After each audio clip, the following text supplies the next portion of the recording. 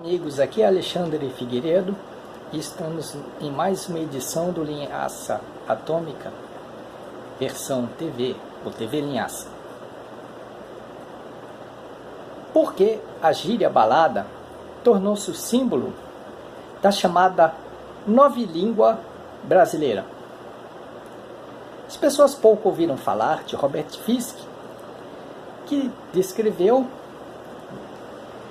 nos seus artigos a chamada linguagem do poder, o vocabulário do poder, usado pelo poder midiático, pela mídia hegemônica, para manipular a opinião pública.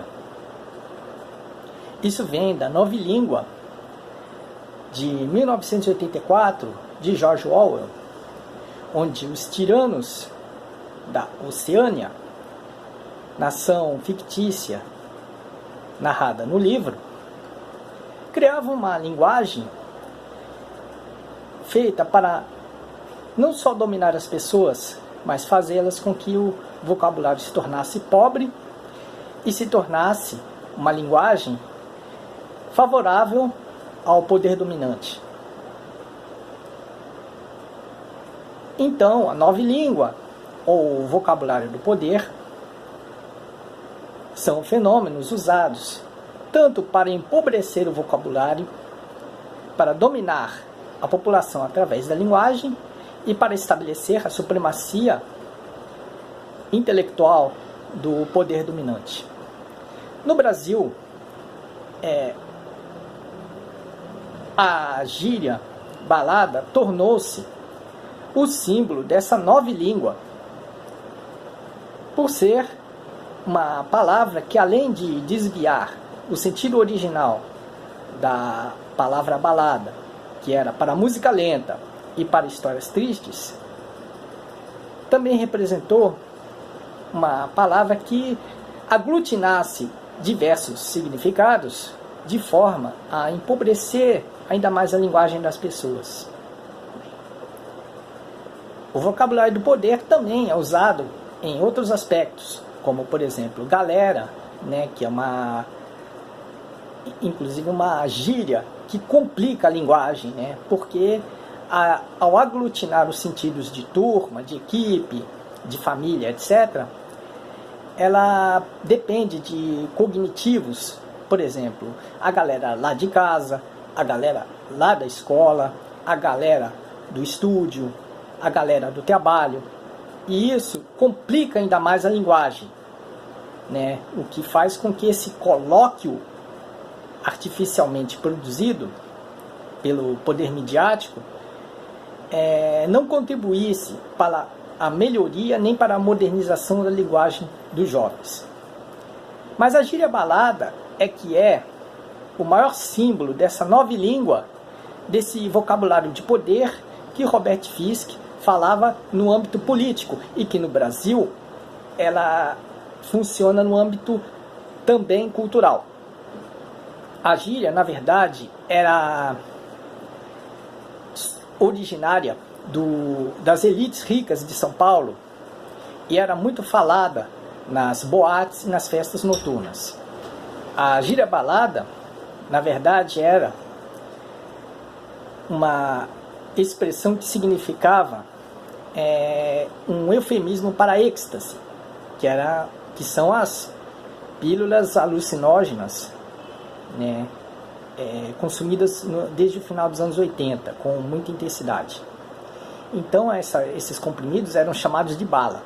E aí as festas em que havia a rodada desses comprimidos eram chamadas de balada.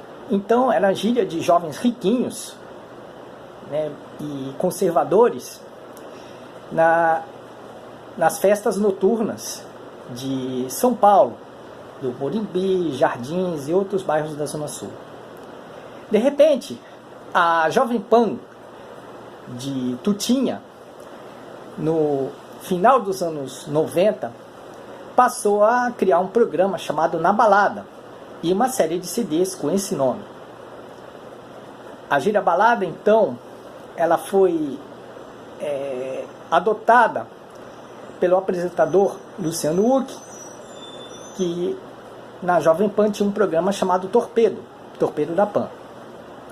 E aí, Luciano Huck popularizou a gíria balada através ainda do H, da TV Bandeirantes e depois no Caldeirão do Huck.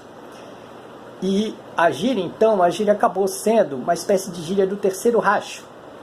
Uma gíria que queria estar acima dos tempos, acima das tribos, uma espécie de gíria totalitária. A gíria balada passou a ter até um esquema próprio de merchandising. Uma gíria sem pé nem cabeça que aglutinava diversos significados. Tanto podia ser a turnê de um DJ, uma simples festa noturna, quanto um jantar entre amigos à noite. Eliminava o sentido de festa, de gandaia, de jantar, de animação, de agitos noturnos, de lazer durante a noite. Tudo virava balada. E a imprensa chamada séria, em vez de adotar expressões mais formais para definir eventos noturnos, também pegava carona numa adoção estranha de uma gíria em noticiários considerados sérios. Por exemplo, a questão do comportamento, a questão da criminalidade, aí citava-se, em vez de boate, de casa noturna, falava-se balada. E eu senti essa crítica que eu fiz à balada nas redes sociais em 2007, que a gíria é uma expressão própria de jovens reacionários, que hoje são chamados de bolsominions. Eu sofri ataques de valentonismo digital, ou seja, o cyberbullying, em 2007, porque eu falei que a gíria balada não era uma gíria de pessoas inteligentes. Sofri ataques disso e teve gente ameaçando invadir minha conta. Tive que sair do Orkut na época por causa disso, porque os bolsominions estavam muito furiosos. Eles tinham que usar essa gíria balada porque eles precisavam de uma palavra aparentemente moderna para disfarçar seu perfil reacionário. Eram pessoas assim que hoje estão apoiando Jair Bolsonaro e estão envolvidos em pautas reacionárias profundas. Isso mostra o quanto a gíria balada era uma expressão de pessoas conservadoras trazidas pela mídia hegemônica. E ela foi um jargão lançado pela Jovem Pan justamente para manipular a juventude, testar a influência da mídia hegemônica no público juvenil e também criar um vocabulário que permitisse também influenciar os jovens nessa retomada conservadora que temos nos últimos anos. Portanto, é um termo que, embora seja tido como natural e falado até por pessoas de esquerda que, na boa fé, às vezes assimilam valores de direita, é, portanto, um jargão que veio da juventude rica e reacionária de São Paulo e que foi patenteada por uma rádio associada à extrema-direita, que é a Jovem Pan, e através também da influência de Luciano Huck, um dos astros do conservadorismo político-midiático do Brasil. A gíria balada, então, é o maior símbolo dessa nova língua que outrora era apenas uma expressão da ficção de George Orwell no seu drama sobre a opressão chamado 1984.